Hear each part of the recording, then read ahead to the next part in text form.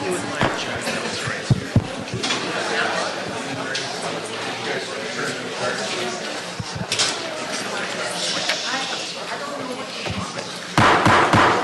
like to call this hearing to order.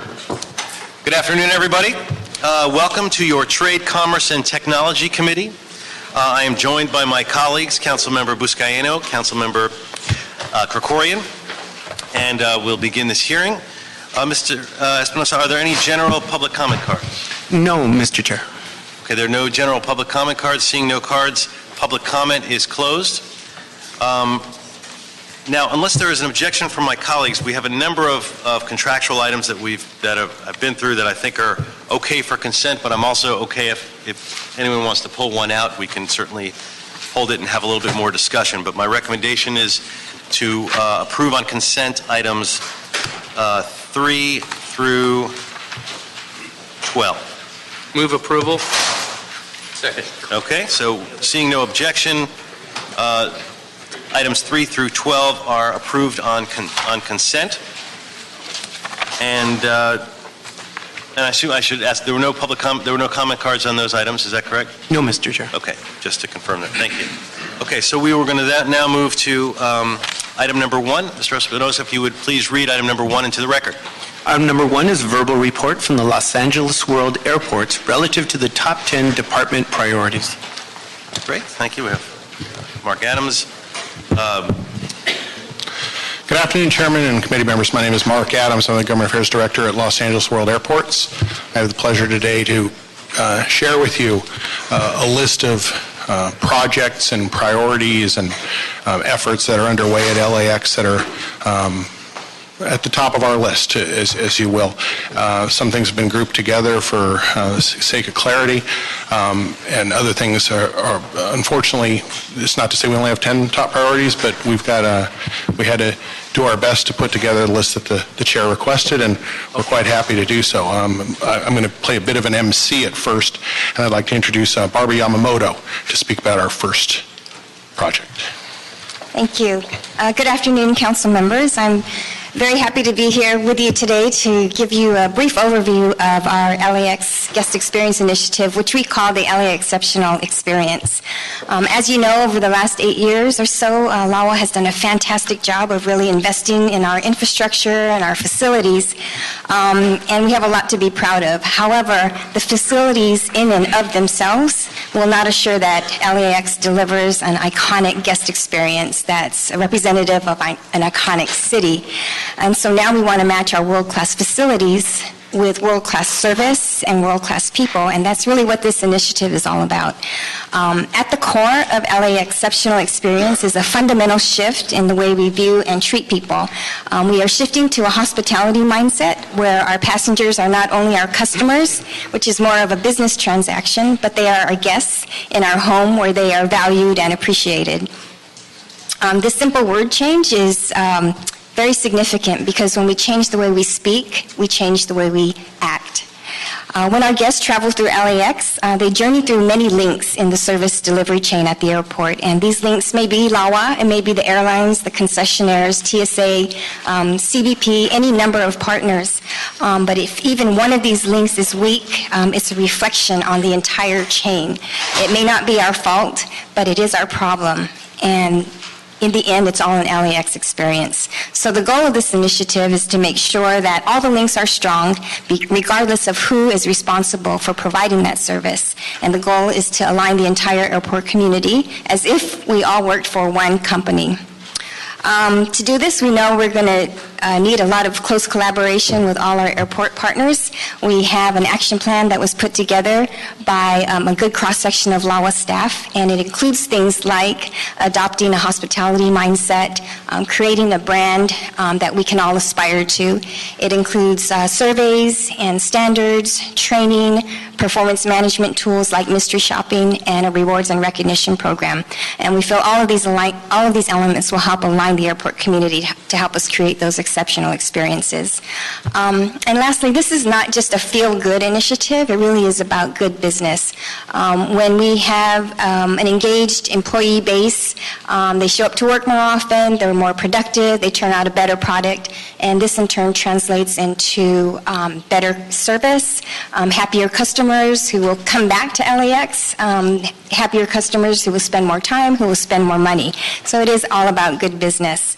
And if I may, I just want to close with our LAX brand statement, which is the overarching guide or promise that we make to our guests. And it reads, "At LAX, we strive to make our guest visits efficient, hospitable, and memorable by providing modern, world-class facilities and services that showcase the ambiance and excitement of Los Angeles and the lifestyle and warmth of sunny Southern California."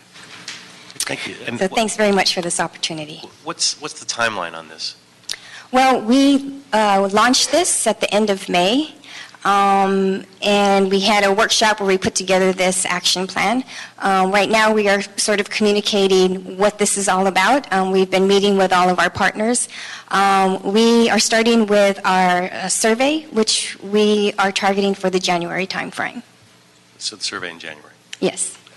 Mr. Bonin had a question. Mr. Bonin? Thank you, Mr. Chair. Thank you, Barbara, for the presentation and for your work on this. I think this is a fundamentally important thing to do. I think every industry needs to do it. I used to, work the cash register at a drugstore in high school, and we were trained. You have to thank people. You have to say hello. You have to acknowledge if they're waiting in line. And there's very few places in Los Angeles where that happens anymore. And so I'm glad to see LAWA being in the forefront of that. The passenger experience has always been, along with the neighborhood experience, the two things that I tend to focus on most at the airport. And a lot of what you talked about is very important. There's something in it, though, that isn't present. And I don't know if it's just not part of your assignment or if your assignment leads to it. And that is the infrastructure part of it. The attitude part of it is very big and very important, but there are things that our airport lacks in terms of infrastructure that impair the passenger experience. A number of us went on the trade mission with the mayor to Asia last year, and Mr. Burton and I from the commission went to, I think it was Incheon Airport, and we're stunned at the passenger experience there. They had children's play areas, and I know we have some, but not enough. They had sleeping areas, they had massage areas, I think they had a daycare center. I mean, all sorts of things that make the experience for the passenger enjoyable and relaxing instead of sort of cattle call, as it can often feel, even in nicer amenities. Now, I know that's hard to do, particularly in Tibet, because of the way we structured the concessions agreement, and they basically sort of run all the space. But the mayor has talked about during his campaign that we need to sort of make the airport feel more like Los Angeles. So there's the things I was just talking about that we saw at Incheon, but there's also the other things that greet people and welcome them in an LA fashion. And previously, Mayor Garcetti has spoken about, why can't we get Disney characters to welcome people? Why can't we have, famous Hollywood movies or posters and stuff like that?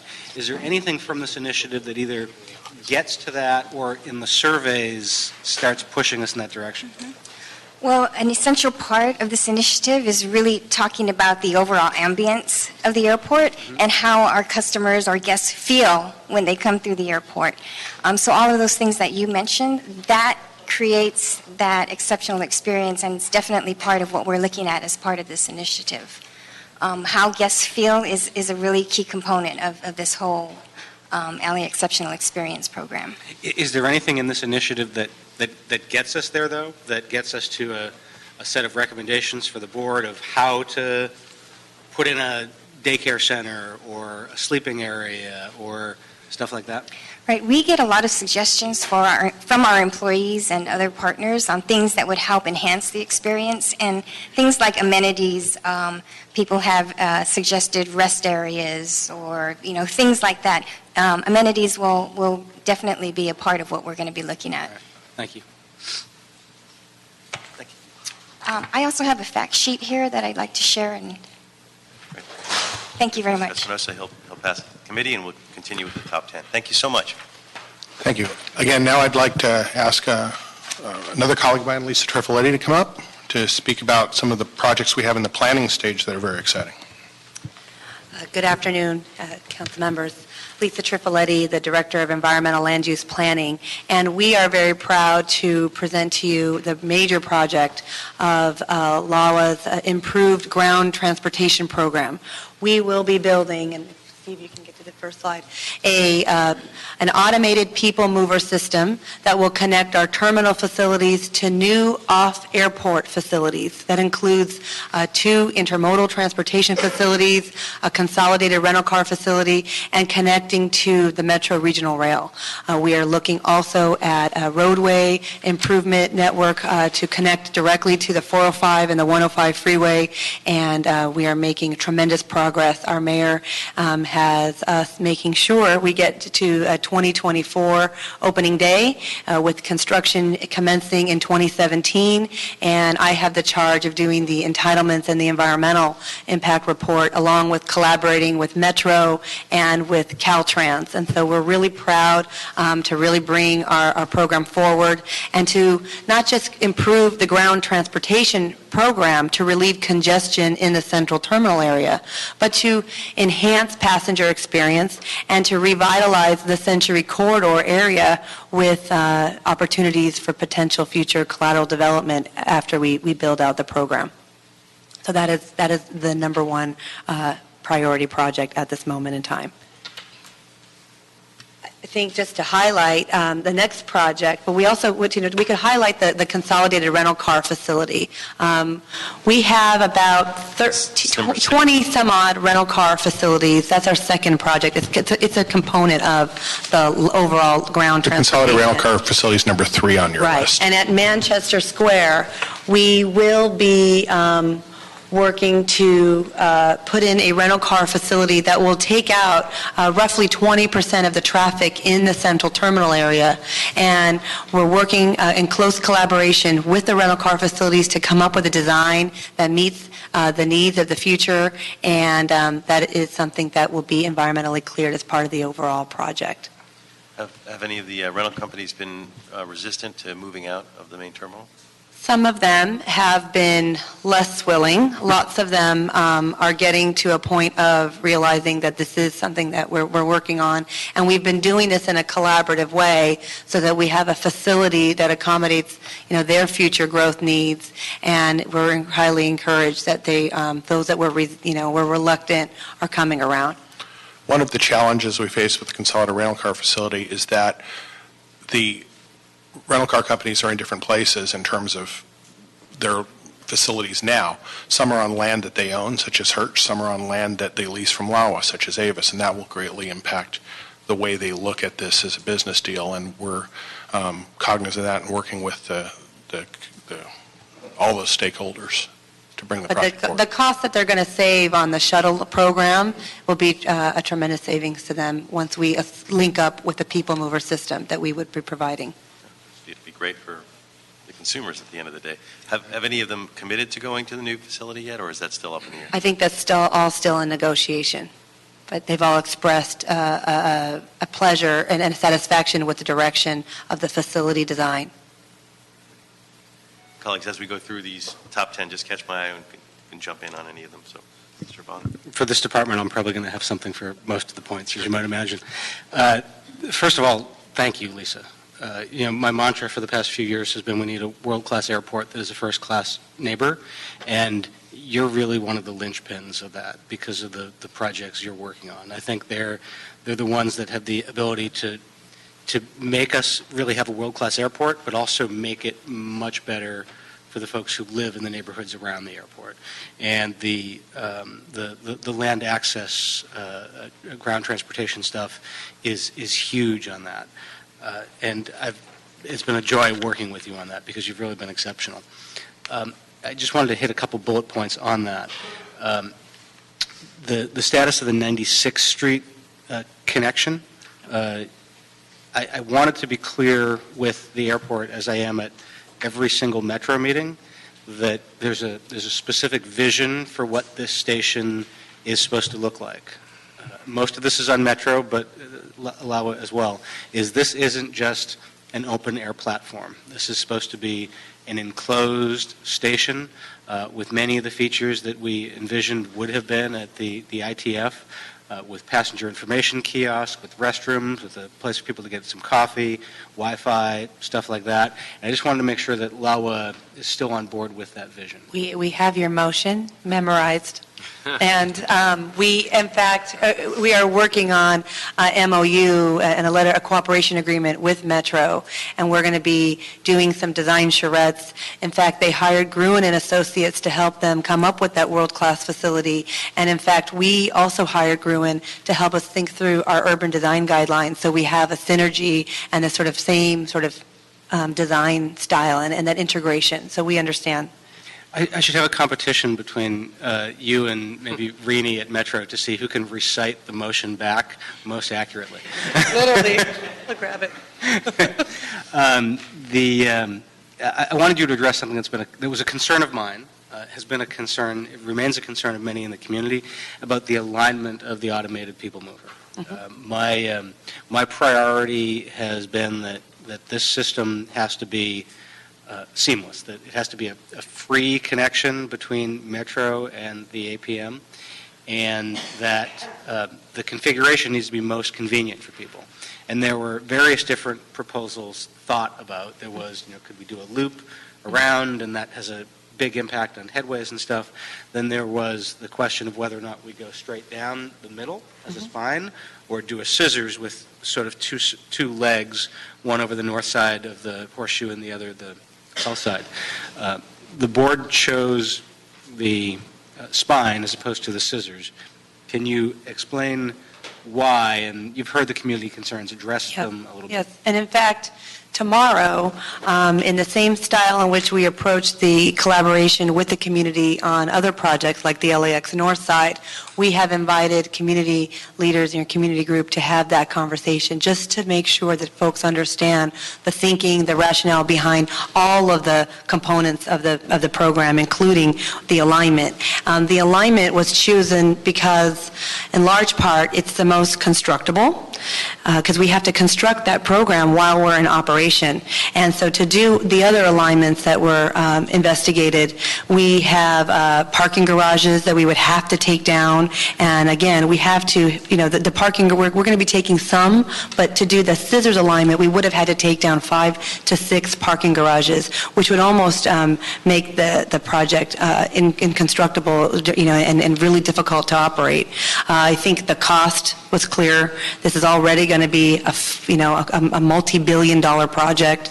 And in terms of overall passenger level of service, folks did look at that pretty closely, and while there is a walkway, there'll be obviously an assist, a moving walkway, but looking at that in relationship to where the actual gates are, it's not uncommon in other airports. Our concourses are actually smaller in that regard, and so I think that the walk distances are pretty comparable to other airports, and I could have a technical expert walk you through all of that, and we're going to do that tomorrow with the community to address concerns. I appreciate that. On the CONRAC, just 2 quick questions on that. I'm going back to see my mom on the East Coast this weekend, and I'll be flying into Logan, and I was really surprised a few years ago. I used to go back very frequently to all of a sudden go, and there was a CONRAC there. And it was a huge benefit. It was easy to get to, it was convenient, and there were so many fewer vehicles going through their central terminal area. It reduced congestion. It was really a great thing. So I'm glad to see we're moving on it. Tell me about the timeline for, because it's going to be at Manchester Square, right? Yep. Tell me about the timeline there, because we have an area there that has been largely acquired by the airport over really 2 decades now. But there's still some folks who are still living there, and they're caught in a horrible situation where they're effectively living in a ghost town that has become the site of lots of encampments, and it's sort of a lawless zone, and it's pretty scary for folks. No, I mean, I worry about that. I don't sleep because of that issue. And in fact, we have Debbie Bowers, who runs our commercial development group, who's done a tremendous job and now has put out an RFP for relocation specialists to come in and help us work through that. I think there are we're in the process of negotiating with some of the major real estate owners there to acquire that remaining property, and we are working on updating all of our outreach material to the tenants on relocation. We've also reached out to the mayor's office to help us understand what we can do to address the homeless situation, to make that easy transition, and it's one that we're really going to need your partnership in to making sure that that's a smooth transition as we move forward. You got that, particularly if you answer affirmatively to the next question, which is about sustainability features at the Conrac. This is going to be a huge building. Yep. The airport's done some great stuff with an environmentally friendly central utility plant. The airport actually does a pretty damn good job on environmental stuff generally, except for telling the story Yes. and getting it out there. But how are we going to be making this? So now that I wear the hat of doing the environmental, regulatory compliance, and sustainability program, as part of this overall project, with the entitlements, we're also going to be updating the design guidelines for this project, including the sustainability guidelines. So we already have engaged somebody who understands the California LEED, the Cal Green, and the LEED program. We're embedding ourselves into the planning teams. We're looking at opportunities for solar on the Conrac facility. We're looking at stormwater infiltration to come up with a holistic approach. We have looked at every single rental car facility and intermodal transportation facility across the country, understood what sustainable features have been put in, and asking ourselves why we can't do it, and then going to cost it out and hopefully make that part of the program. Something I want to work closely with you on, particularly with some of the new staff I'm bringing on board. Okay, I think we have another project that I'm supposed to talk about, which is the LAX North Side. This is number 6 on your list. As long as Lisa's at the table, we'll That get is here. 340 acres of land. It was single-family homes acquired by the airport in the 70s and 80s, FAA noise grants. In large part, we were required by FAA to put in compatible commercial development, and in the 80s, it was rezoned for 4.5 million square feet of commercial development. The airport did incorporate that 4.5 million square feet into its master plan and specific plan. The FAA to date has not approved it in its entirety. So with Councilmember Bonin's office and Rosendal's office, we were able to work collaboratively with the community. We did over 50 community meetings, and we're proud that we had downzoned the project to 2.3 million square feet, I know, and have a really robust set of design and sustainability guidelines, and that's one we're going to be looking forward to move forward. And on that project, I mean, which is also one of our consent items in terms of that, but what actually has to happen between now and groundbreaking to make it reality? We have to finalize the ordinance at City Council. It just went through Plum. We need to actually do some project-specific environmental work on the federal side, on the NEPA side. And then it's likely that the airport, working in the commercial development group side, will have to do an RFP. We're looking at, what that implementation strategy is to bring in a master developer. That could be one potential way that we can build, move forward on that site. And there's a tremendous interest, especially in the biotech industry, for the property. Yeah, it's going to be a big deal for LA if we get the right folks in there in terms of tenants and jobs and all sorts of good things. So. Absolutely. Just one question. question. On this one, again, thank you on this one. This is, colleagues, you've heard Mr. Buscaino talk a lot about his dream for waterfront development at the port. The North Side plan is almost the equivalent for me at the airport.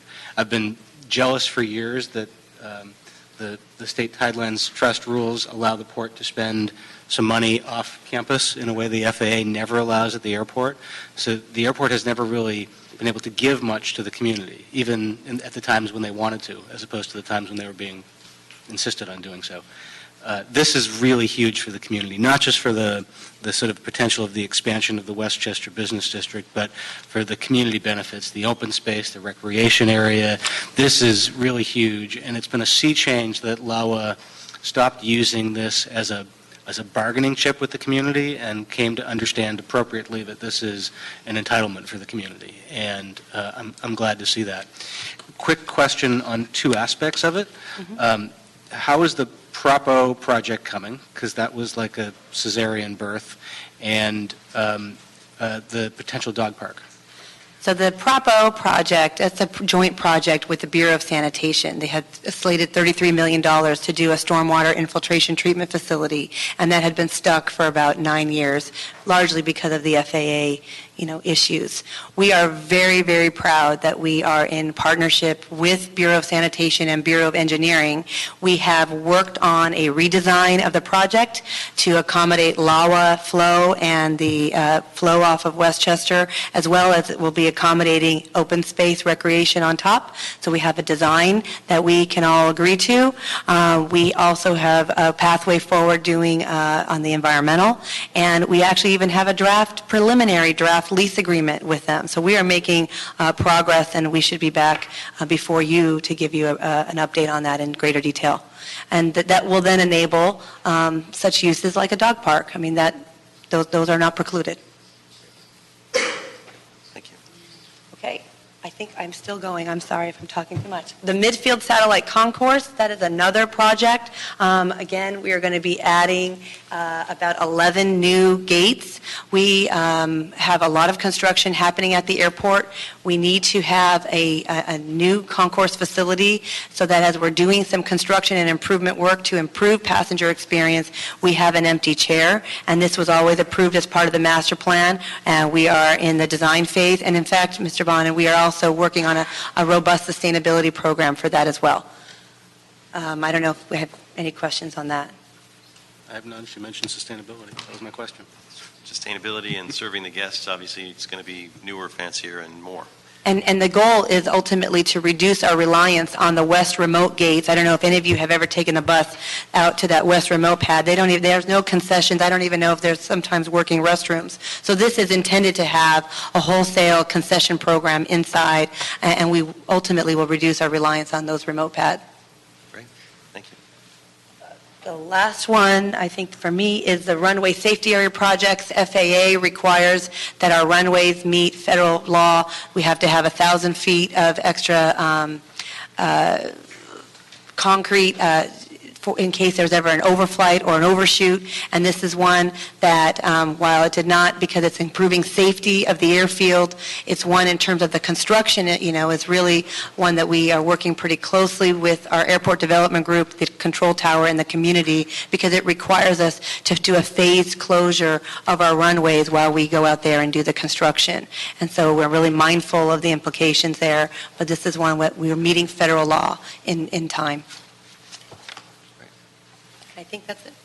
Just a quick one. I think it's probably more for Mark. As a result of this project, which is so much better than anything else that could have been envisioned or had been envisioned for North Airfield safety, the FAA has been more than usually problematic in the way it's screwing Playa del Rey. There have been a lot of overflights, incredible noise. Is there any opportunity at all? I know that LAWA and Deborah have been talking to the FAA. Is there any chance of relief for the folks in Playa del Rey?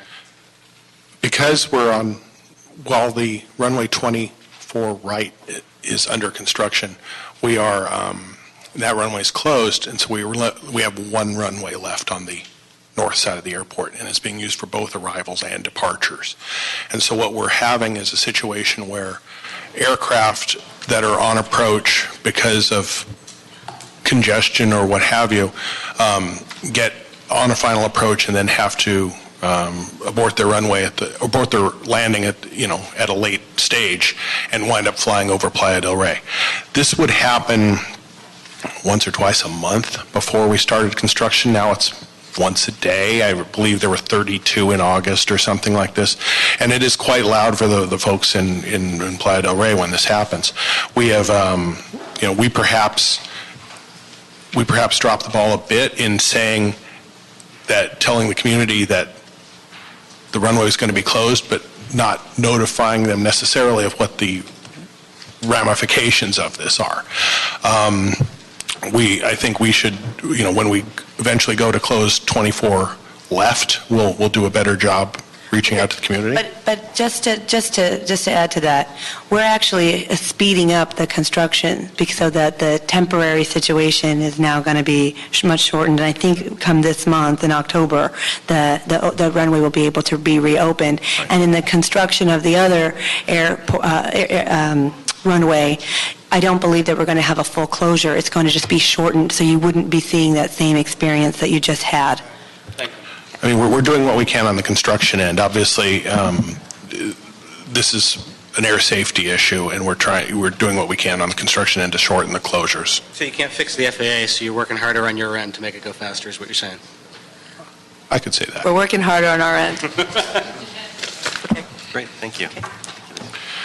The next project is the LAWA terminal projects, the projects we are working on with our contractors and our design team.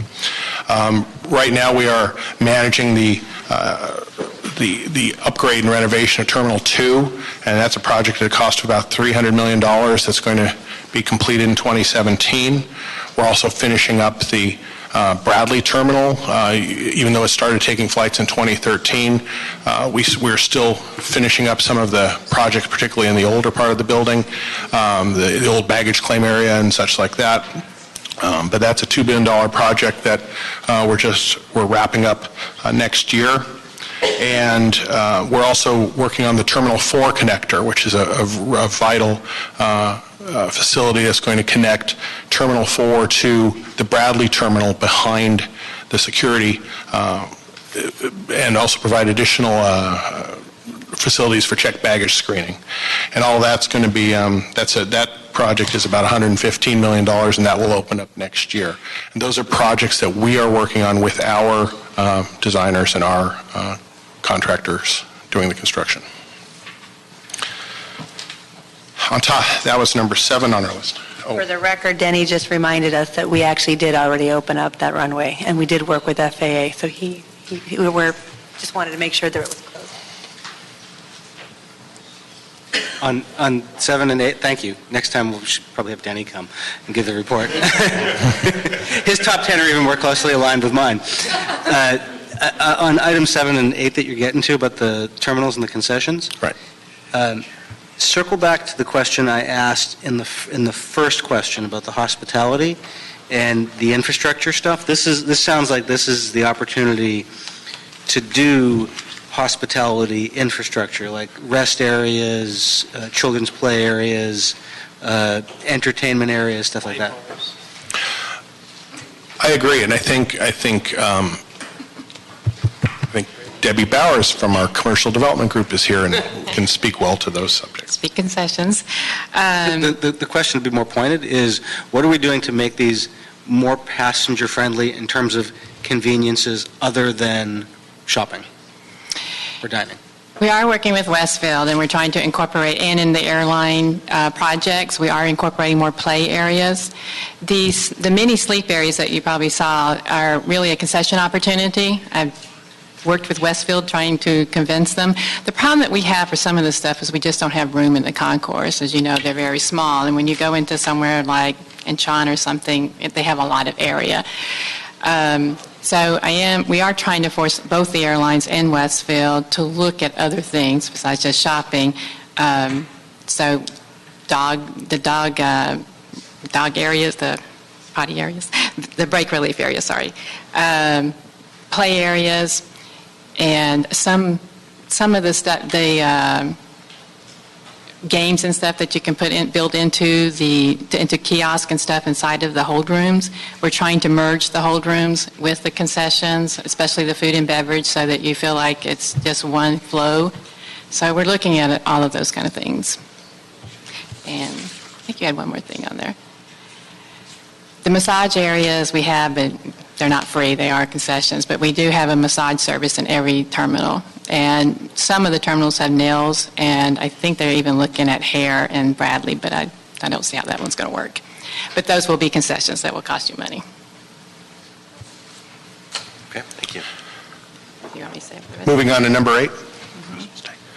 Moving on to number 8, we have airline projects that we're working on with the airlines, where the airlines or Westfield is the project manager in various terminals. We have Terminal 1, where Southwest is doing $510 million worth of improvements. They'll be done around 2018. We have Terminal 5, where Delta has done about $229 million of improvements. They're basically done, I believe. And Terminal 6, Alaska did about $238 million worth of work, but Westfield is still in there, so it still looks like a construction area. Terminal 7 and 8, United is about to embark on about $574 million worth of work that will wrap up in about 2017. For these airline projects, LAWA winds up buying back most of the improvements.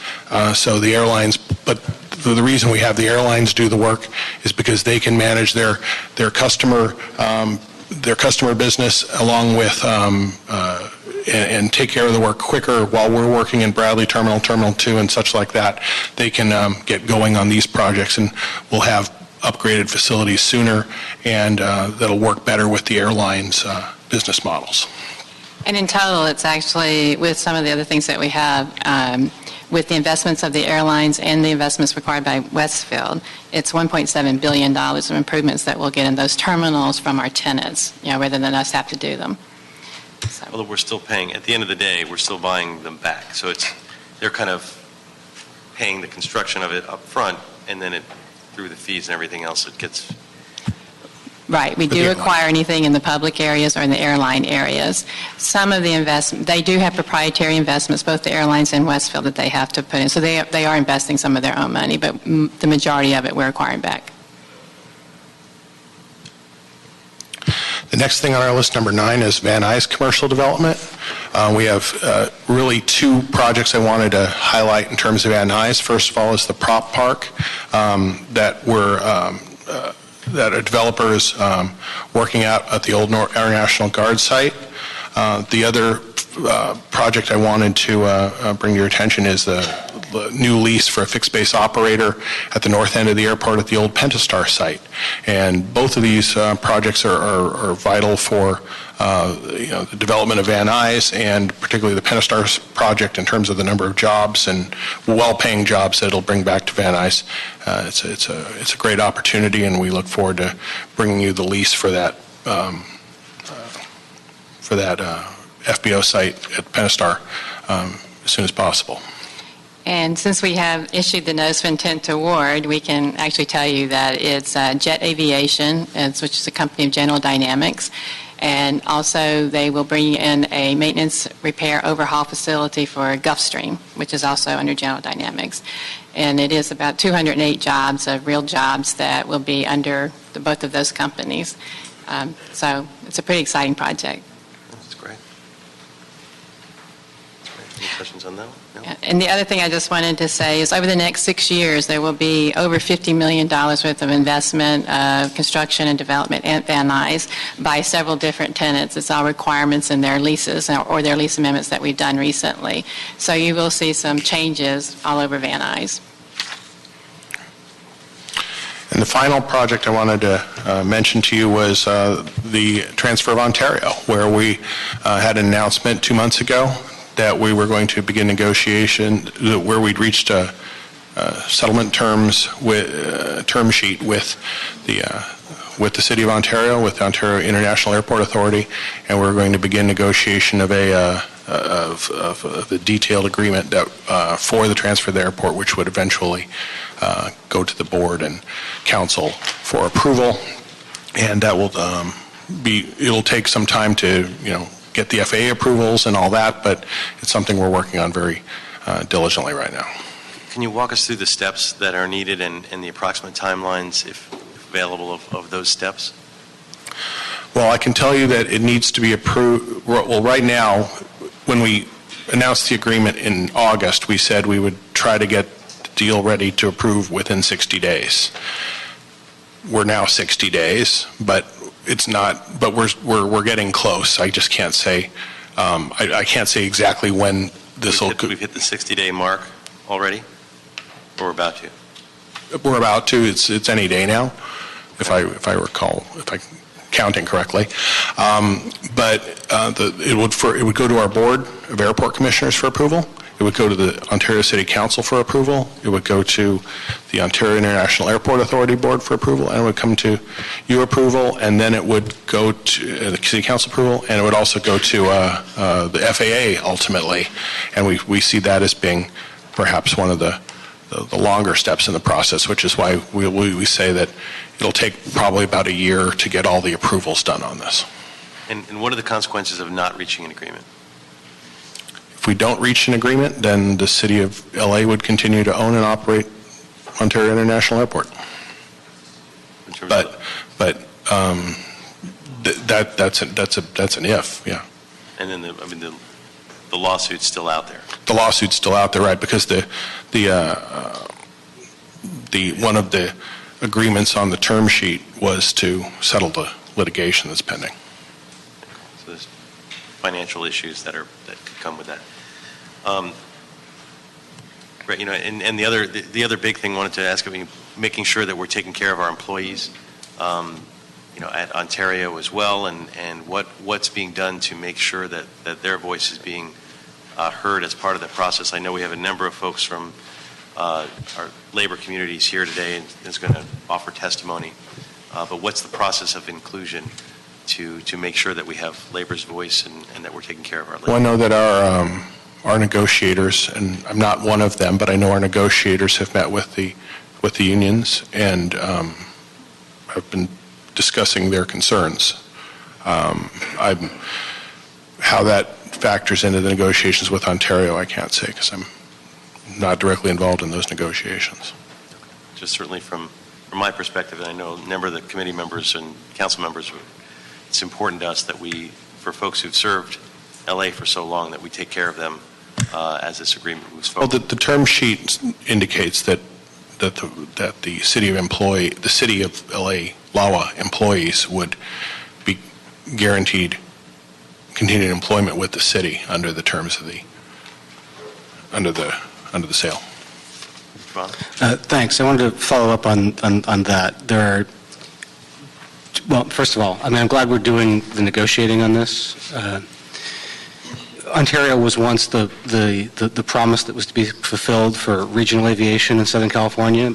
That hasn't happened. I know there's changes in market forces that have dictated that, but I also don't think that we've been able to do enough to sell Ontario. I don't know, frankly, that the folks in Ontario have the innate ability to do it, but they certainly have more of the desire and the willingness. So I'm willing to sell it and give them a shot to try to make it work. And I think they're well on their way to doing that. But fundamental to my understanding of the deal always was that the workers would be taken care of and that no one would come out of this at a loss.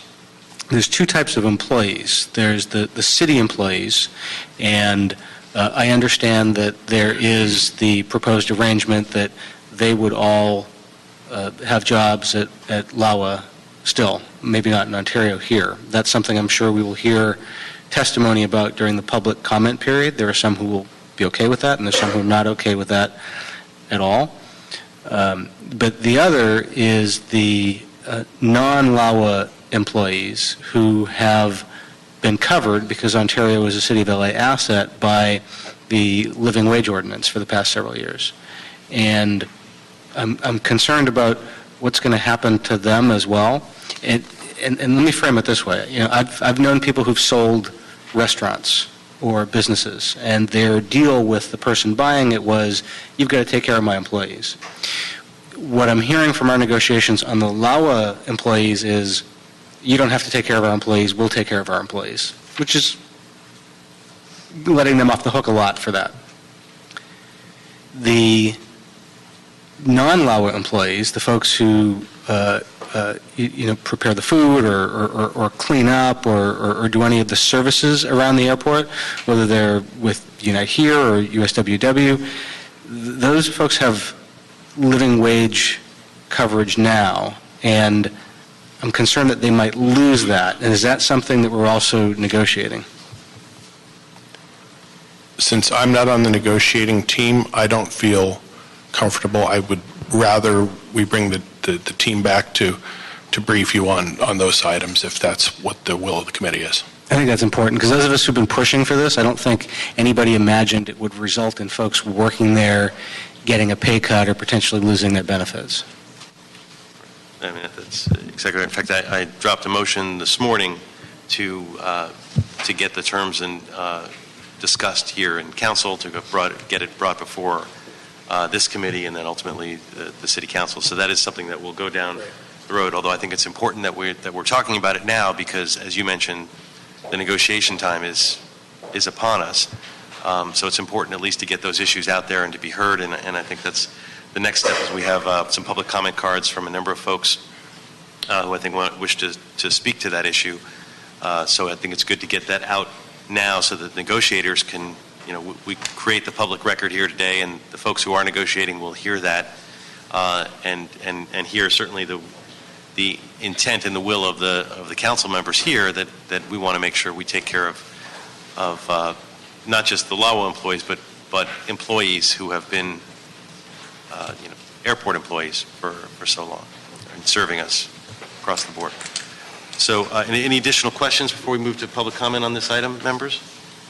No? Okay, Mark, thank you very much. You're welcome. We have a number of public comment cards. I'm going to call up, I guess, 3 at a time, and then we can place the third person. So first, Mr. Rusty Hicks, followed by Cheryl Parisi, followed by Ron Miller.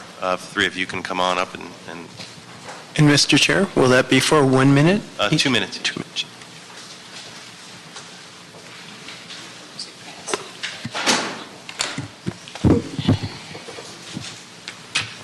Good afternoon. We are here to talk about the fate of the employees in the transfer of the Ontario Airport.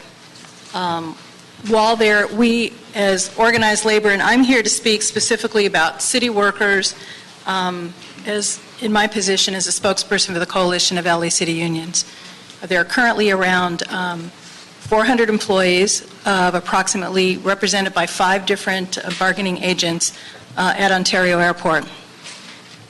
Each of these employees provides highly valuable service for the functioning of that facility.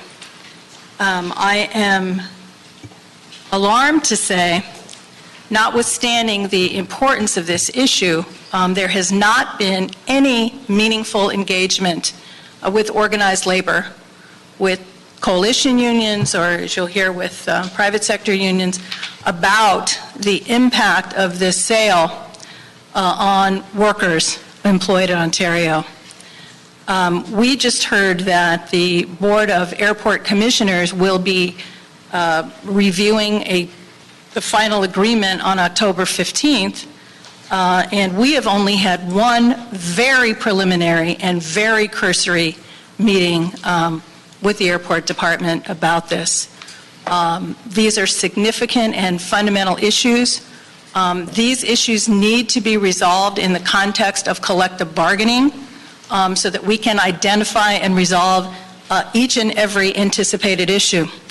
Most importantly, and that has not happened, we are simply not content, nor will we allow for other decision makers to come to terms about the fate of those workers. And I also want to say that Ontario Airport is union, and we want it to remain union. Thank you. Thank you, Mr. Parisi. So next, Mr. Hicks, followed by Mr. Miller, followed by Marshall McLean. Mr. Chair, members of the committee, Rusty Hicks with the LA County Federation of Labor, and I sit here in support of both direct employees of LAWA, but also those employees that are indirectly employed by LAWA through various contractors. Certainly the amount of speed and the lack of interaction that has taken place is certainly concerning. But I wanted to raise a couple issues with you. One is the definition of what an employee is. It has already been spoken about by the committee, but the mayor's letter of intent really calls for a really broad definition of what an employee is. It says, quote, "A responsible framework for protecting LAWA employees serving Ontario through the transition, quote, concerning the continued employment of all existing staff at Ontario." That absolutely includes those that are directly employed and those that are indirectly employed. In this council, the City of LA has had a history of being very careful and taking cautious, deliberative steps to ensure that it did right by its employees, that it not only created a great experience for all the consumers of all of these facilities, but also did right by those that made it happen. And there's been a number of policies that have really made that happen, and I just wanted to call your attention to those. Certified Service Provider Program, Labor Harmony, Service Contract Worker Retention Ordinance, Living Wage Ordinance, and project labor agreements for all of the billions of dollars of construction that has taken place. You were talking about divesting a key asset for LAWA, and so I hope that we take the time, the deliberative steps to collaborate to ensure that those employees are protected. Thank you. Thank you very much. Mr. Miller. Thank you. Good afternoon, Commissioners. I'm Ron Miller with the LA Orange County Building Trades, and it's pretty hard going third because these folks have pretty much said it all. But I want to commend the city on the steps it's taken to make Ontario the same as LAX, because it is. It gets treated the same.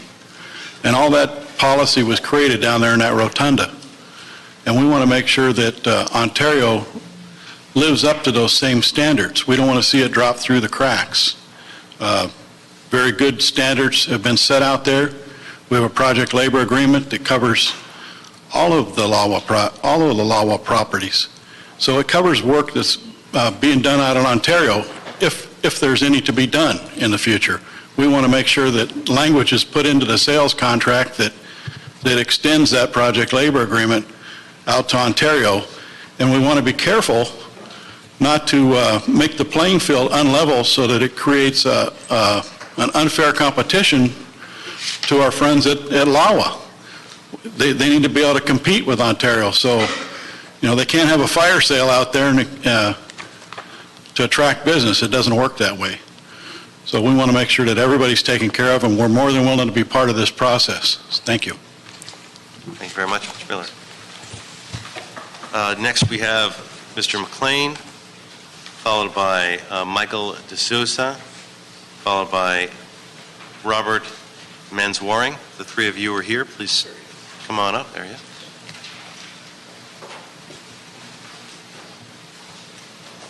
Is it okay if we go out of order? You go choose your order. That's fine. I'll start. Just announce your name first. Sure. Good afternoon. My name is Robert Mainwaring. I am a director with the Los Angeles Airport Peace Officers Association. Specifically, I represent 42 of our sworn personnel assigned at Ontario Airport this time. Of those 42 members that are assigned there currently, 39 of them are a unique classification referred to as airport safety officers. What makes them unique is we perform a dual function as a sworn officer as well as a firefighter, which is we specialize in airport rescue firefighting.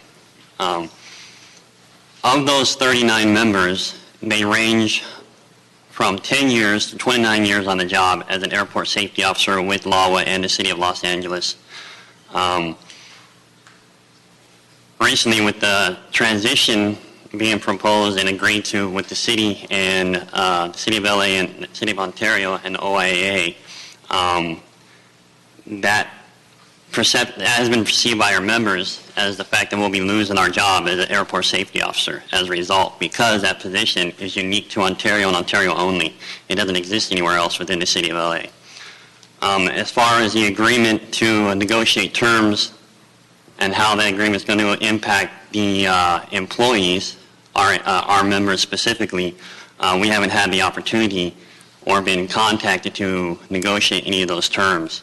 So I'm here myself on our members' behalf to ask for that courtesy to be extended to us so that we can negotiate those terms as they relate to our members in our future within the City of LA, ideally, whether with LAWA or other departments within the city. Thank you. Okay, I'll go next. Michael D'Souza. I'm the Los Angeles Airport Police Officers Association Director at Ontario, also represent safety officers. Much like my partner said, one of the big points of contention on this is we have not been approached by anybody to negotiate anything with our members or to talk about what's going to happen with our guys. All we get is rumors and possibilities of what we come up with might happen. And one thing that's it's real uncertain about this, other jobs at Ontario exist other places in the city of Los Angeles. You could pick up from an electrician and become an electrician somewhere else in the city. We don't have that luxury. We're airport safety officers. We only exist at Ontario. So we would like to have the ability to sit down and talk about some possibilities. With that being said, a little history of our job. We do the dual function of fire and police. We're predominantly firefighters that perform the police function at Ontario. That means two-thirds of the job is firefighting. That's one of the biggest things with this is within the city of Los Angeles, at the airport, they have their own police department, and we've been told that we could possibly move into that. That's a big change for our guys. Our guys are firemen, and that's one thing that we would like to explore with the city is the possibility of being absorbed into another department into the city doing firefighting functions. And with that possibly being the Los Angeles Fire Department, we're reaching out trying to make contact to possibly negotiate that, but prior to this, it was always, we'll talk to you when the sale happens, or we'll talk about it when we get closer. I think we're pretty close now. We'd like to sit down and really discuss that. But as far as I know, they're short 300 to 400 positions right now, and I've got over 40 guys that would like to have the opportunity. How many women? None. In Ontario, we don't have any at Ontario. Certainly need firefighters. Thank you for your comments. Mr. McLean, you want to? Thank you, sir. My name is Marshall McLean. I'm the president of the Los Angeles Airport Peace Officers Association. And I guess the good part is we're fortunate that we actually are at the bargaining table right now. So our contract is open.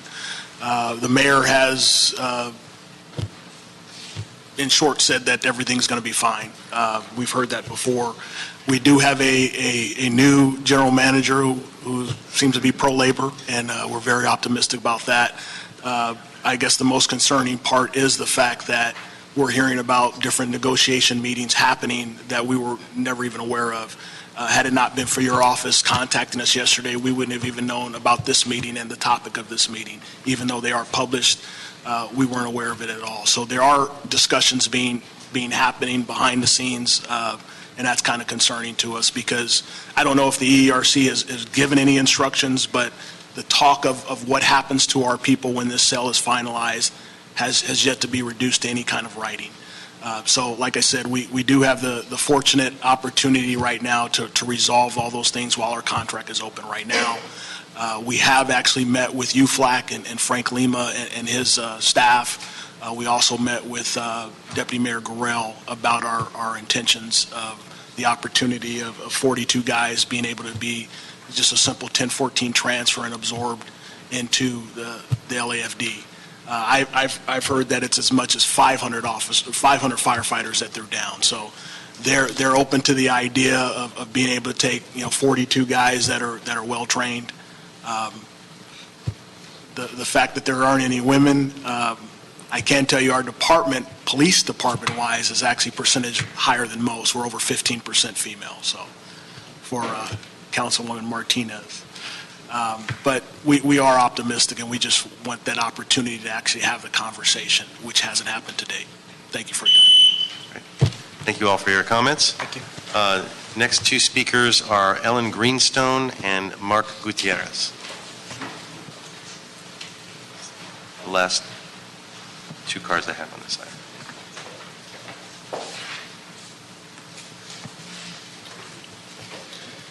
Okay, thank you. Hi, my name is Mark Gutierrez, here representing SEIU USWW. We are here in support of both local control and the preservation of good jobs in the Inland Empire. We particularly wanted to uplift the role of the contracted workforce in performing essential operations, especially for the airlines. As we make the transition, we need to establish policies at Ontario that help stabilize the contracted workforce and ensure that quality passenger services, health and safety standards are valued more than what the cheapest bid is. To this end, We support the retention of LA City policies like the worker retention ordinance, labor harmony, project labor agreements, and a rigorous and transparent program of certification for operators at Ontario. Thank you, and we look forward to speaking with you on this important issue. Thank you. Ms. Greenstone.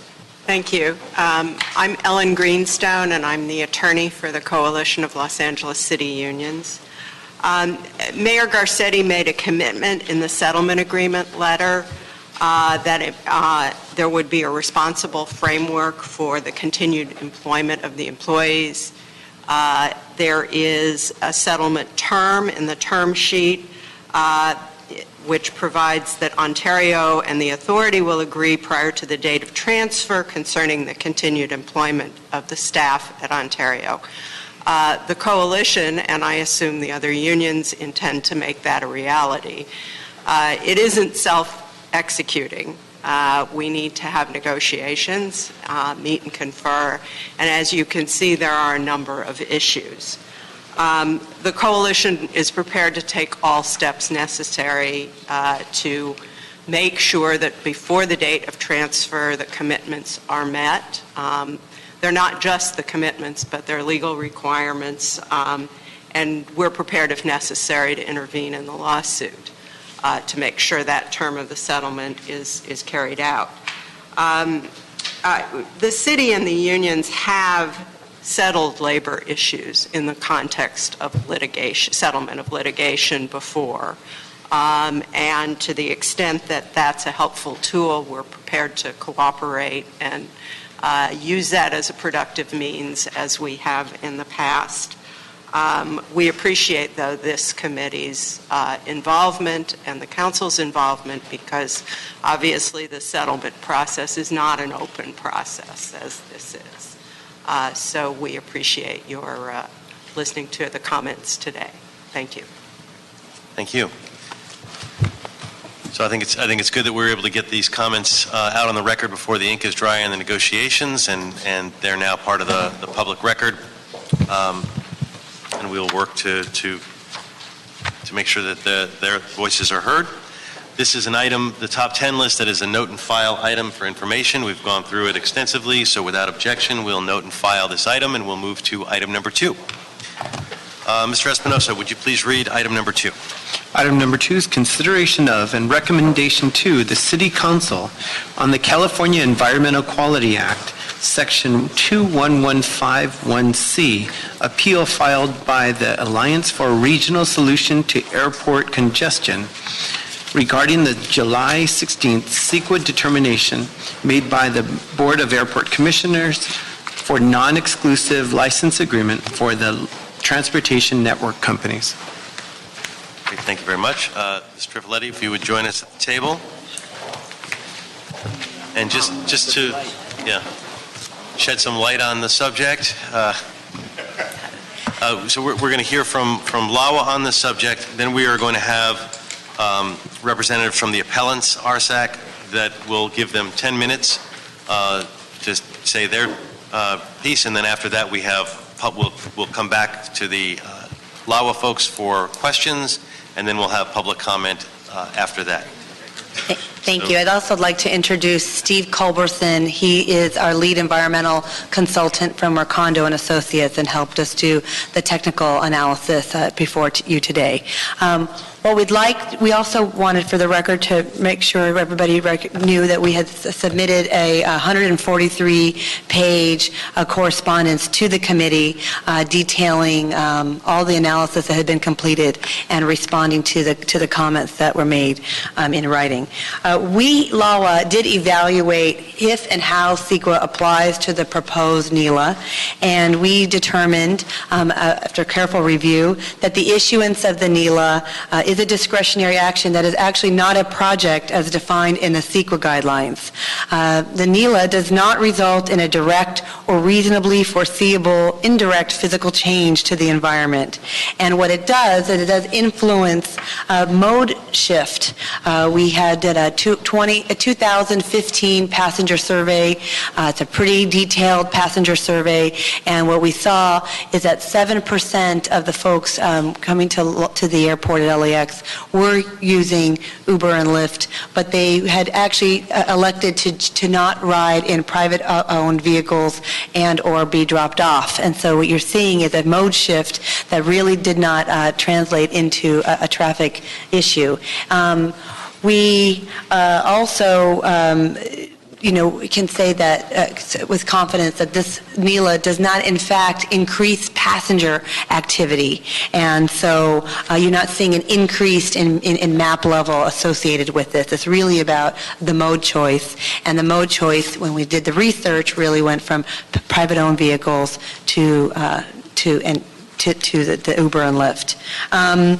We look to understand that the discretionary action, did squarely fall within CEQA guideline section 15378, and we also then considered whether or not the issuance of the NELA was exempt from CEQA under the Class 1 CEQA categorical exemption.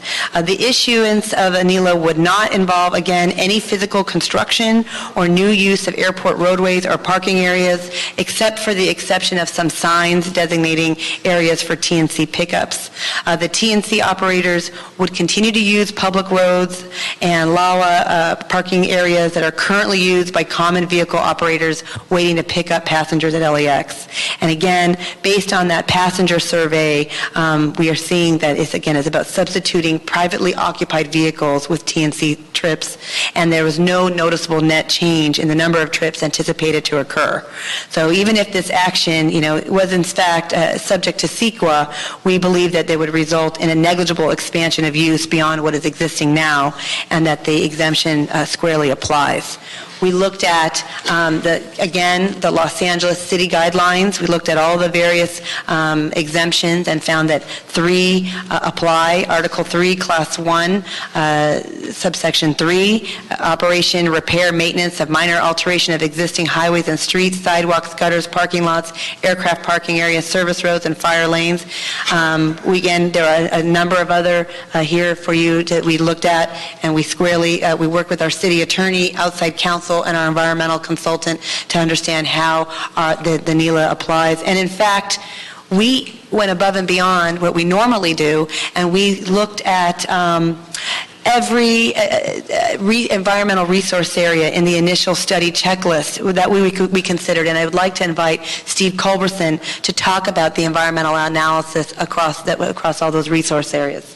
So the first thing that we did was we looked at, what physical changes would result as the issuance of this NELA license. And there are no physical changes, so that eliminated most of the CEQA categories. But in particular, we focused on air quality and traffic. So we did an air quality analysis. We looked at the peak hour for the trips into the CTA for people that are arriving and would call for a Uber or Lyft vehicle. And we, for conservative purposes, said, okay, we took 7% of all of those trips because surveys that LAWA performed in early 2015 indicated that about 7% of passengers are currently arriving at LAX using Uber or Lyft services. And so we said, okay, if an equal number of departing passengers do the same thing, what would that result? And for conservative purposes, we said, okay, if all those passengers would have taken a taxi instead of taking Uber or Lyft, what effect would that have on the air quality during that peak hour?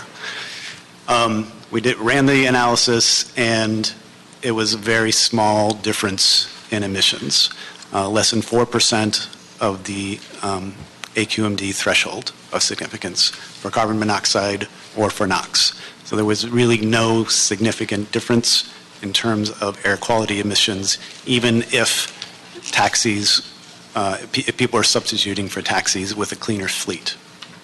Then we looked at what is the traffic impact of that same scenario. And because LAWA is going to make the TNCs pick up passengers on the upper level, on the departures level, instead of the arrivals level, It has a slight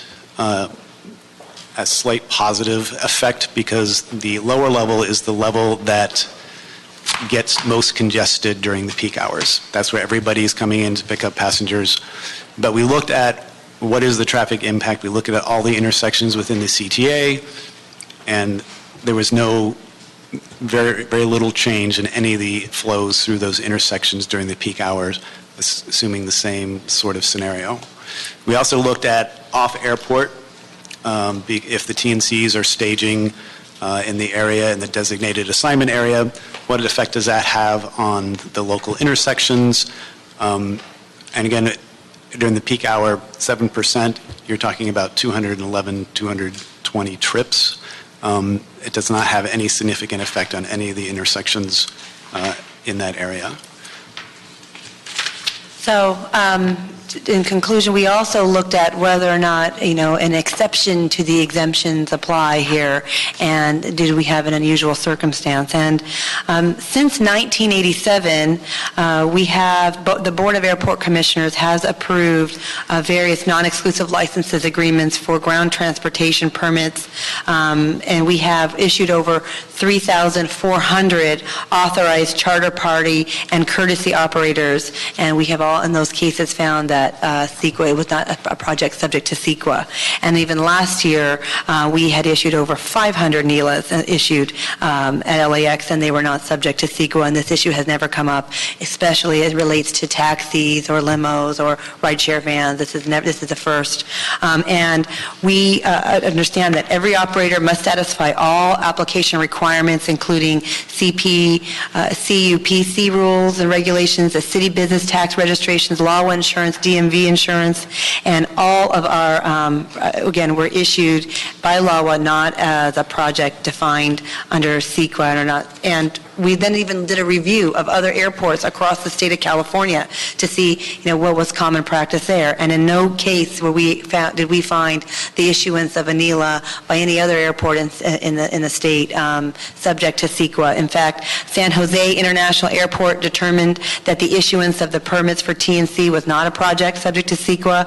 John Wayne Airport determined that it was categorically exempt. San Diego found that it was not a project, and Oakland found it was not a project. So we felt pretty comfortable when we looked at the pattern and practice of other airports in this regard.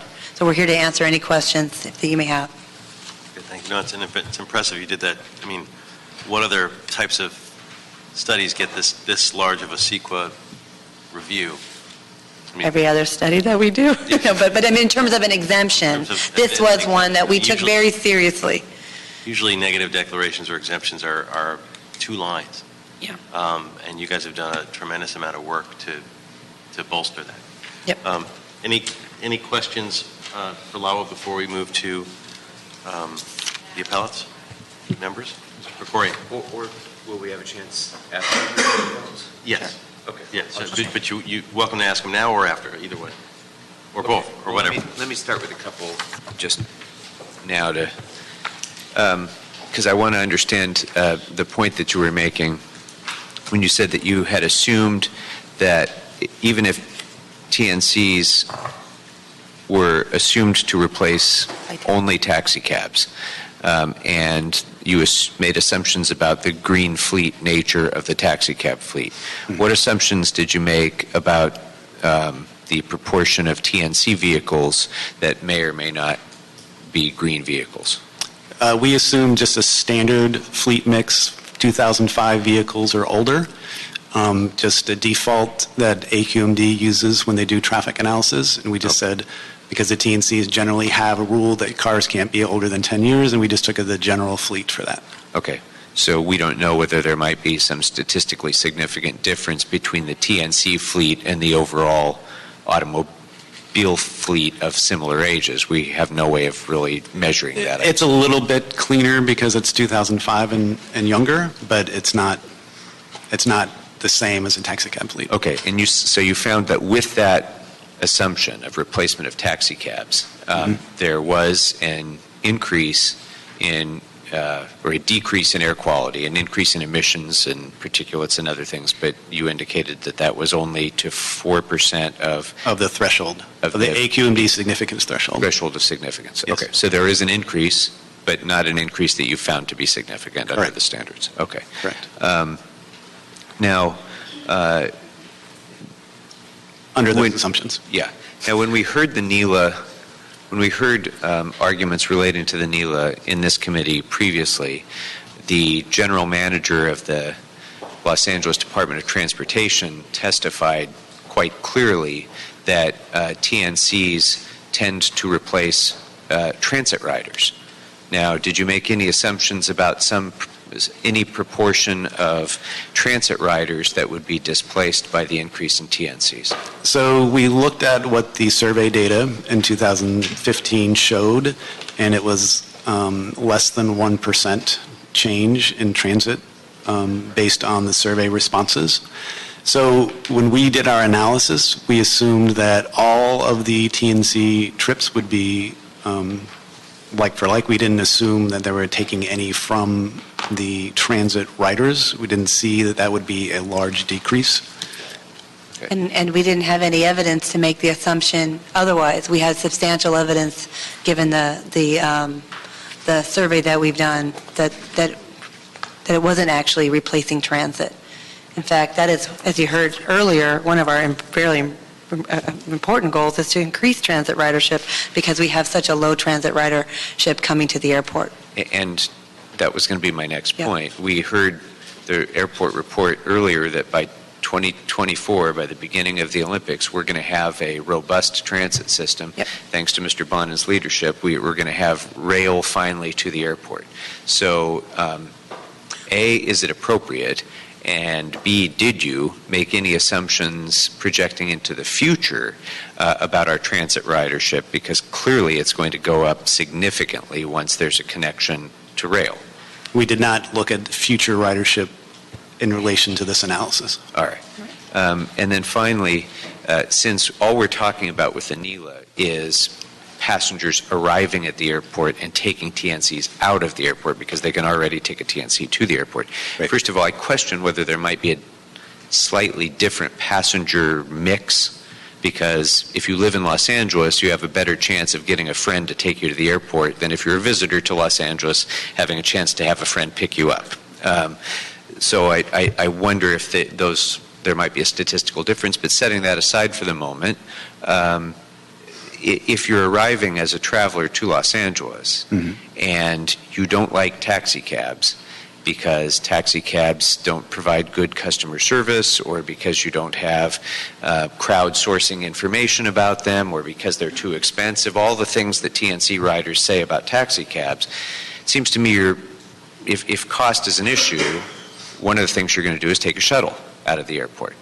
So in that case, some percentage of arriving passengers at LAX who are now going to be taking TNCs would otherwise have been carpooling with other passengers in a shuttle and producing zero emissions and zero damage to the air quality, instead of whatever the private vehicle is having that's circling around the neighborhood and driving through Westchester and waiting to pick people up.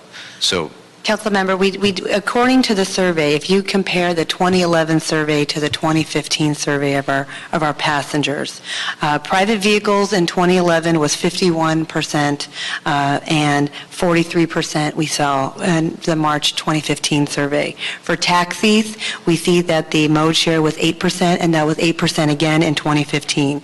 The shared ride vans was 7% in 2011. We see shared ride vans at 6%. The nonstop vans were 7% in 2011 and the 9% in 2015. TNCs really didn't exist in 2011. We see it up by 6%. The limos, we see 2%, and limos in 2015 were 3%. And I mean, just moving forward, we don't see that sort of mode choice that you're describing. And even, I personally was interested and anticipated to try to understand that mode shift, but there's nothing in the evidence here that demonstrates that that's the kind of choices folks are making. And in fact, it's still so new. We're trying to understand how folks are reacting at other airports, and the data doesn't show that kind of shift yet either. So I saw that too. That all relates to drop-offs, and it doesn't make any comparison to what the potential passenger load is going to be for pickups. Mm-hmm. And as I say, I don't know. Maybe it's exactly the same. But I want to at least understand whether or not there might be some statistical difference there. And I think to your point, we don't have a base of data upon which to judge that, at least in LA, because it's never happened before. Mm-hmm. Has there been any comparison in other airports between the displacement of transportation mode, whether there's a difference between drop-offs and pickups? Not really. Most airports, it's really difficult to get data on pickups because when people land, they just want to get out of the airport. Yeah. And so they don't stand there and answer your questions. So it's a lot harder for airports to gather that data. Most survey data is on departing passengers because they're a captive audience. Great. All right. Yeah. Thank you. And on the flip side, there's probably things that skew it in the other direction too, like all the people who are taking TNCs now, when they get picked up, they take a shuttle bus to a hotel, and then they end up taking a TNC from somewhere else, and that's adding, that extra traffic will be reduced by all this. So you have a couple of variables on both sides of this. I don't know if that's necessarily directly related to the CEQA question, but I think there's some unknowns, and I think there are unknowns on both sides of the equation. I mean, at the end of the day, our goal as part of this future ground transportation program is really looking to reduce trips, whether it be TNC or private-owned vehicles to the airport, by encouraging transit use, and that's one of the things that we're really cognizant of. Thank you. Thanks. Okay, so next, thank you very much, and obviously please stick around. We may have questions for you after. We're going to ask representatives from the appellant, ARTSAC, come forward. We're going to give you 10 minutes as per our previous discussion. I also want to know I extended the offer for additional time to the major proponents. They have opted not to comment on the item today. So please go ahead. I'm Denny Schneider, President of ARSAC, and I thank you again for working on this. We didn't come in the beginning of this where we thought TNCs were good or bad, but we did very seriously concern ourselves with the impacts to the surrounding communities and the people who work at the airport in terms of air quality. We've been a proponent of that from day one for many years. I've been around the airport now working on this stuff for more than 20 years. And I remember the time when we were seeing huge respiratory issues with a lot of the workers at the airport, and continue to see that. We saw a couple different opportunities here where we were concerned that they have not done a good quality review of CEQA, and we're really fortunate to have the principals of Chatton Brown and Carstens were the ones that helped write the CEQA laws in the first place and actually put together the handbook for the city of Los Angeles. So we were more concerned about what was happening here in terms of what is it going to do to the community and the like. We saw the presentations on the geofence, and we saw some of these other presentations, and quite frankly, we saw holes in it. We saw concerns about the upper roadway where they were going to be dropping off or picking up the people. We saw concerns in the community where a lot of people have already told us, and this is more anecdotal, but we've talked to several people, including people I have relatives who have used Uber, and the driver said, "Let us pick you up when you come back and just call me." That's going to take them out of the whole system, and they'll be up there picking up people. So until you have addressed some of these other issues and the fact that you can't even identify an Uber car, I can go buy an Uber sticker on eBay right now. So there's a lot of those issues. So I would like to turn it over to Doug Carstens, who's going to speak to the actual CEQA issues themselves. And I just recognize that honest people can have a disagreement, but I think we need to review this stuff and look at it in nauseating detail. And I think Councilmember Krikorian's questions about shifting of usage is very significant. Thank you. And thank you, honorable council members. My name is Doug Carstens, and I'm an attorney with Chatton Brown and Carstens. We've worked for many years, over a decade, with RSAC and the city. And our primary focus is the California Environmental Quality Act. And the California Environmental Quality Act has been called a Bill of Rights for an environmental democracy. It's California's bedrock law, and it, to us, has been a little bit left to the wayside here. And we are asking for a full environmental impact report, something that will gather the factual information that will answer the questions where right now there's some degree of speculation, assumptions that are questionable, and good and valid arguments on either side. I am here to say that there may be points that LAWA and the staff are making, but I wish it would be recognized that there are valid points that we and our experts are making as well. And in that context, in the context of a claim of exemption and non-application of CEQA, the default position should be to prepare an environmental impact report and study and analyze these very important impacts. Fifth largest airport. There's a reason other airports have not done these analysis and why it is so important here. LAX is not like all these other airports, and we don't believe you should hold yourselves to their standards. We find there are impacts in three areas that we would identify. The air pollution, that's a public health concern. There are public safety impacts, and there are traffic impacts. We've submitted documentation in our August 24th, 2015 letter, in our August 7th, 2015 appeal, validating these impacts, providing evidence of them. One of the primary pieces of evidence came from an air quality expert named David Gemmel, who showed that replacement of all or part of a regulated fleet with an unregulated fleet of vehicles could lead to increased air pollution impacts. I think the committee has recognized there will be, and the staff has recognized there will be, an increase in air pollution by the mode shift. The question is it significant or not? We believe that it is over time because of the massive number of trips, and that is a question that should be answered in an environmental impact review, not by cutting short that review and concluding prematurely that the acknowledged impacts would be insignificant. We also have a concern with regard to air pollution impacts that the South Coast Air Quality Management District Rule 1194 will be violated. That rule holds for all public and private fleets that provide passenger transportation services out of commercial airports operating in the South Coast Air Quality Management District. Fleet operators must acquire cleaner burning or alternative fueled vehicles to reduce air toxic and criteria pollutant emissions. The TNCs hold themselves not to be fleet vehicles. They hold themselves not to be regulated by this rule. We have a very strong disagreement with that contention.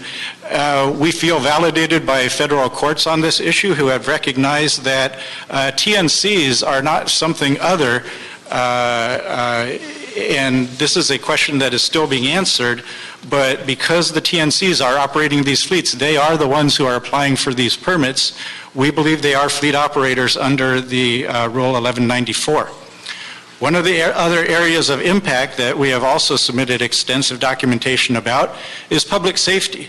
And here, not just us, it's not just our opinion, but we've attached the First Amendment amended complaint of the Los Angeles and San Francisco district attorneys who in state court brought a lawsuit pursuant to Business and Professions Code 17200 demonstrating with their factual evidence that the failure to require fingerprint background checks can foreseeably lead to public safety impacts.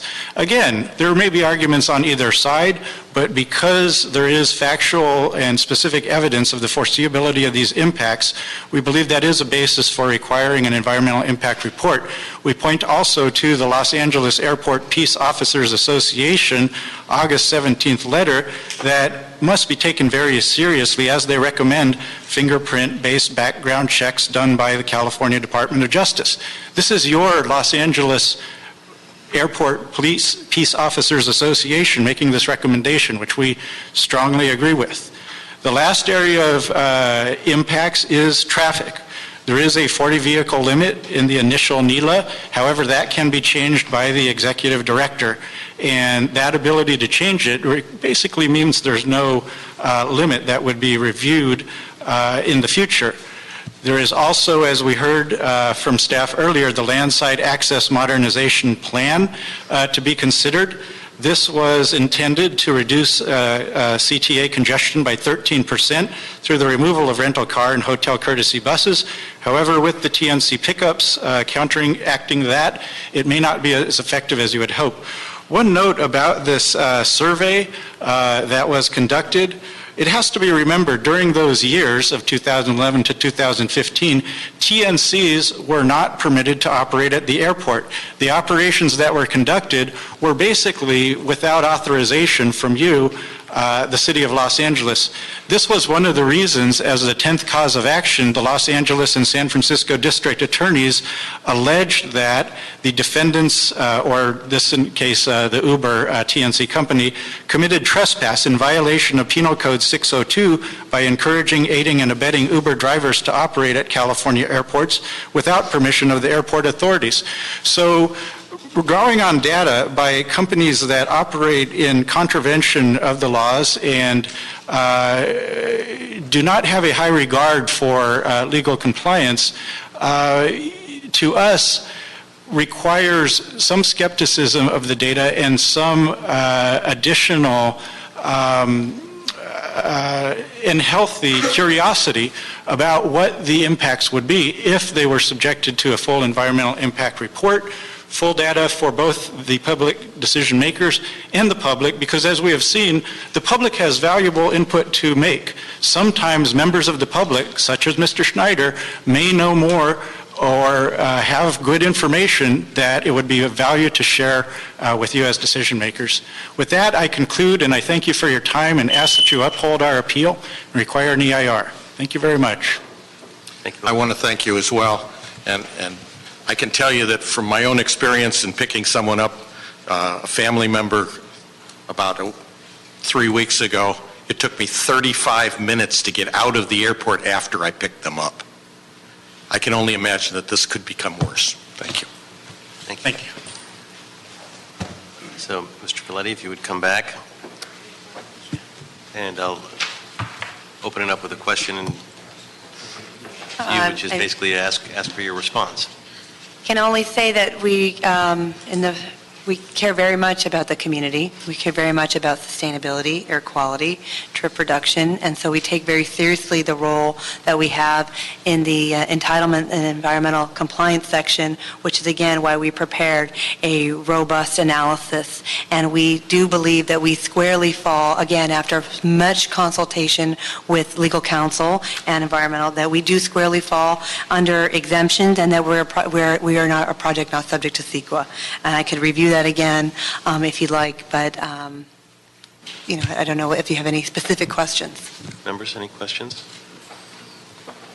Roy?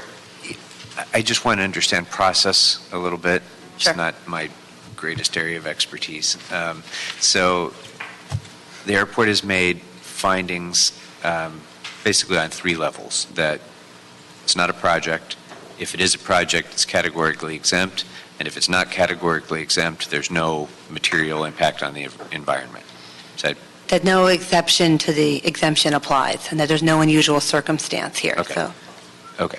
And then one of the things we also did is we took the initial study checklist and we understood the project description very clearly, and we did some analysis across every resource area, which is a part of the memo and the transmittal that has been sent to you. Yeah, I saw that. I'm just trying to understand, like, specifically what we need to do now. Right. So the appellants have submitted an appeal challenging each of those three levels of findings. Right. So our vote today will be, or what you're proposing our vote to be, would be to reject the appeal on each of those three issues. And then do we need to make an affirmative finding? Well, we're affirming LAWA's decision, as I understand it, the CEQA exemption determination. Yes, and there's two actions. The action first is to deny the RSAC, or August 7th, 2015 appeal pursuant to Public Resources Code, Section 21151, Section C of the BOAC determination that the issuance and execution of NELA covering the TNC to and from LAX is exempt from CEQA. That's the first action. And the second action is to affirm the BOAC determination that the issuance and execution of the NELAs, again, covering TNC services to and from LAX is exempt from CEQA pursuant to Article 3, Class 1, Section 18, Section C, 3, and 14 of the Los Angeles City CEQA guidelines and pursuant to Sections 15301 and 15061B3 of the state CEQA guidelines. And my intention, unless colleagues want to split that vote, was to do it in a simple vote of affirmation of the LAWA recommendations. And the LAWA recommendations is precisely what you just said, which is the denial of the appeal and the affirmation of the BOAC decision. And so, and if a colleague wants to separate it, I'll separate those, but my intention is to call for a single vote affirming the LAWA recommendation. So the LAWA recommendations being the combination of these 2 points. The combination of those 2 points. Okay. But if members wanted to split that, I would split that. I don't see the need, but Mr. Bonnet. Thank you, Mr. Chair. I just wanted to, I don't actually have any questions, I don't think. Maybe I'll lead into one, but I just actually wanted to say something because I'm in an unusual circumstance, one I don't find myself in very often, where I'm not in agreement with RSAC. I don't know if I've been in a circumstance in my 20 years in working in city government dealing with airport issues where RSAC and I have disagreed. We have a significantly higher ratio of agreement on airport matters than my husband and I do on household matters, and that my colleagues and I do on a lot of political matters. So this is an unusual circumstance for me where I'm going to want to deny the appeal. But I wanted to just comment on some of the concerns because as we looked at this, my staff and I worked very hard on the neighborhood concerns. And I do have a lot of faith that the geofence system does work. I don't think transponders work for a vehicle that isn't permanently in circulation as that type of vehicle. There are folks who will drive an Uber or a Lyft who will go to the airport when they're not on duty, when they're bringing their own spouse or their own mother or something like that. And so a transponder wouldn't work. And I actually think the geofence is in some ways smarter and more effective than is the next generation. I also think I take the rideshare services fairly frequently. I took them all weekend a week ago, and I'm taking them tonight. And the drivers don't know who I am, so I talk to the drivers a lot about how they behave. And I actually think the fear of someone calling the cell phone number of a driver is rare and not all that likely. And it's partially because of the way the rideshare drivers work. If I were to start driving tomorrow, I would likely start, my first ride would be someone in the Mar Vista area because that's where I'm going to start from. And if I brought that person to LAX, I would probably then, my next ride would be someone at LAX. But then if that person goes to the San Fernando Valley, I'm not dashing back to the airport to pick up another airport ride like a cab driver might. I'm picking up someone from the Van Nuys area and taking them to downtown, and then from downtown and taking them to back to the valley or something like that. So there's not that rationale for folks to hover at the airport. And most of the drivers, when I've posed this to them, said, well, I wouldn't be near the airport, and I'm more likely to get a call quickly being pinged from the rideshare app than I am from a cell phone. So I just wanted to, I've looked into that, and I've actually asked a lot of drivers about that, and none of them said that's something that they would do. And they didn't know I was the guy who was voting to set policy and was working on it and stuff like that. So we crowdsource them. They don't get to crowdsource the council member as much. So I'm very comfortable with the work Lawa has done. I do think you did a lot of work, as was pointed out by, I think it was Mr. Blumenfield. Usually instead of the 1 or 2 page thing, you've got that weighty tome that you tried to make us read. And I think from the beginning, BOAC has done good work on this. So uncharacteristically and uncomfortably, I would move that we deny the appeal and affirm the BOAC determination regarding NELA. I appreciate that, but it's not in order yet because we do have public comment cards when we're done here. But I also don't want to cut off my colleagues if they have additional questions for Lawa. Thank you. Thank you. I don't see this. Obviously, none of us want to relitigate the decisions we've already made. We're very much narrowly looking at this CEQA question and whether or not this we can have different opinions on the benefits or harms of TNCs at the airport, but the question before us has to do with the CEQA issue. Before we go to that issue, although it's been moved and seconded, we have 3 public comment cards. So I'd like to call up Dana Cope, Diane, what's that? Dana Cope, Diane Sombrano, and Barbara Ford. If you could all come to the table and we'll gladly hear your testimony.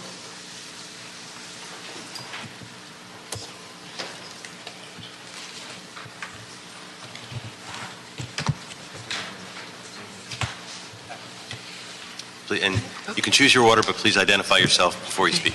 I'm Dana Cope, resident of Westchester, and I really do disagree with the Lawa people. I do feel that there is plenty of information and potential problems that traffic and air pollution should be studied. So I firmly believe that there should be an environmental review. There's also no evaluation on how these cars will be incorporated into CTA traffic. Parking in the neighborhood, I've already suffered from having cars parked there coming in the middle of the night. You don't know who they are. They park there for a long time in front of your house. It's disturbing for the neighborhood. The MOA agreement says that there'd be 40 cars in the lot waiting at a time, but that the executive director can increase that without any review to any number, and that's a big concern. The upper roadway is going to be a mess. There's specific pickup points around the upper roadway, but who's going to enforce that? There's curb area guaranteed, but again, you've got to make sure you mark that, and you've got to patrol it and enforce it. How are you going to pay for that? What fund is that going to come out of? And there is no handicapped access assured. So I really think we do need an EIR on this. Thank you. Thank you very much. I'm Barbara Ford. I'm a business owner in the close vicinity of the airport and also a homeowner. My concern is that my business and my neighbor's business is impacted by the parking of the drivers waiting for calls. The parking in that area, in the commercial area, is just overcrowded already. It's difficult to find a parking place, particularly at lunchtime or evening time, and that's when there seems to be a lot of traffic there. I also witness the cars circling and things to be to be handy to being called. And I didn't intend to speak on this, but just happens to be, I had an accident with a vision loss earlier this year, so I have an Uber app on my phone and use their services a lot. During that, I was solicited by a number of them. I just happened to have 2 cards in my wallet after it was mentioned that to please call them And since my business is a travel agency, I have the drivers stopping in and asking if I would ask my clients to call them directly on the cell phone. And from my own clients, I noticed that many times, particularly with local clients and things, that when I would arrange an air transportation trip for them or a vacation, many times they would ask me to make arrangements to have a shuttle pick them up. And if I offered to do that, most frequently now I hear the response, it's not necessary, I have an app for Uber. So I think that it is impacted, and that the more people are coming in on single transportation, private passengers, with Ubers with just one passenger, as compared to the shuttles. At least that's what I see from my clients who witness in my parking lot and the street in front of my office and my other neighbors and the things kind of in the Westchester Triangle area is crowded. Thank you very much. Good afternoon. My name is Diane Sembrano, and I come to this in a different kind of a way in that I will probably never use any of these services. I live close enough that there's always somebody on the way to the airport. Some of my friends actually work there. However, I've also been an employee of some of the local hotels. And I know that frequently many passengers would leave the airport, get on the airport shuttle to a hotel, and then what? Get picked up at the hotel. My fear would be that because it is so much easier to avoid that transport of your luggage to another vehicle, off the shuttle, back onto a car, that many of the people who've been using the shuttles just to get to the airport so they can be picked up conveniently will then simply call an individual passenger vehicle. And of course, that is something that we don't have a way of checking, because as all technologies are used, there are people who use them in ways we have not forecast, because we don't think in the same way as all the people who have technology available figure out how to use them. So I want to stress the fact that while we can do a certain amount of survey to the captive audience, that survey may not reflect that non-captive audience or anyone telling you their reality. I think most of you can sit there and say, sorry, I'm in the midst of dinner. Or, sorry, I have another call, when one of those telemarketers calls you. What makes us believe that everyone who answers the survey answers it truthfully? Any percentage of 70 million persons is something to be concerned about. That's a number that we throw around a lot, but 1% of 70 million annual passengers, and it's projected to grow, is a fairly significant number. Thank you. Thank you very much. So the issue has been moved and seconded, which is and recommended by the chair, which is to adopt the LAWA recommendations, again, which is denying the appeal and affirming the BOAC decision. I just wanted to say one more thing for the record, if I could. Go ahead, Mr. Bonner. I appreciate what my constituents have said when they came to the table, and I take that very seriously. In fact, some of what's in the NELA will prevent the situations that you were complaining of. The queuing of vehicles near homes or businesses will be prevented by the geofence. The fact that some folks have experienced someone presenting a business card, that actually, to the extent that that does happen, that happens because there is no geofence. There is a built-in incentive right now for someone to be near the airport. And if they are not using the app and they are giving you a business card, then they are no longer part of the transportation network company system. You lose all the ability you get from the app in that you have to pay presumably cash. You don't get to do the secure transactions. So most of the issues that you've identified actually get fixed through the geofence and the NELA. So I just wanted to put that in the record and make sure the constituents understood I was hearing the concerns and we did work to address them. Good point. So without objection, the motion has been moved and seconded and is unanimously adopted. I object. Oh, okay. Then ask if we want to do a vote. So we'll do a roll call vote. Is there objection? So Mr. Espinosa, would you please call the roll on this? Yes, Councilmember Blumenfield. Blumenfield, aye. Councilmember Bonin. Aye. Councilmember Krikorian. No. Councilmember Buscaino. Aye. And Councilmember Martinez. Aye. Okay, that is a vote of 4-1. That measure passes, and we'll head to the council floor. We have one more item. Thank you very much on that item. We have one more item. Mr. Espinosa, would you please read item number 13 into the record? Item number 13 is a report from the Innovation and Performance Commission relative to the creation of a citywide technology refresh policy and implementation strategy.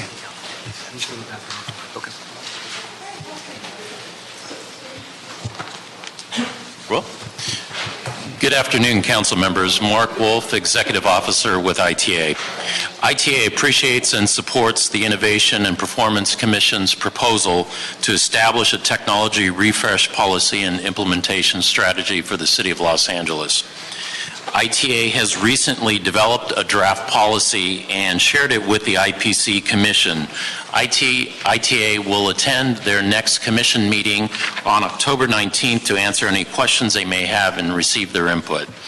ITA is targeting to send the draft policy to the city's departmental IT committee for review and approval for their mid-November meeting. I'm available to answer any questions that you may have.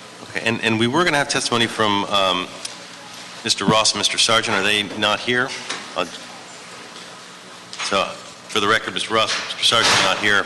Testimony, so they were going to present it because this idea is coming from the commission, and it's coming to ITA, and appreciate that. My recommendation is going to be that we hold it, and we, pending a written report from ITA, and I think we've talked about this.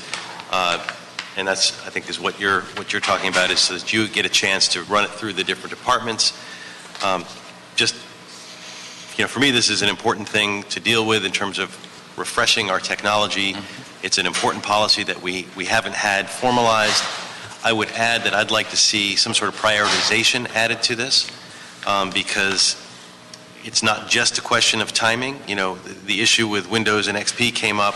That was a mission-critical issue for the city, of which we would have been vulnerable to malware and all sorts of other terrible things. It's not the same level as moving from an iPhone 6 to an iPhone 6S. Whereas they both could be on the same timeline potentially. So, as you go back and look at it, I would ask that you look into as well. Adding another screen, which is a prioritization, or another level that we can look at. Members, are there any additional questions on this? I think it's fairly straightforward. Good policy, so without objection, we're going to continue this and instruct ITA to, as you suggested, go to the other departments and come back in 30 days with a written report. Without objection, is so ordered. Review. And Mr. Espinosa, we have anything else pending? No, Mr. Chair. Okay. This hearing is adjourned. Thank you.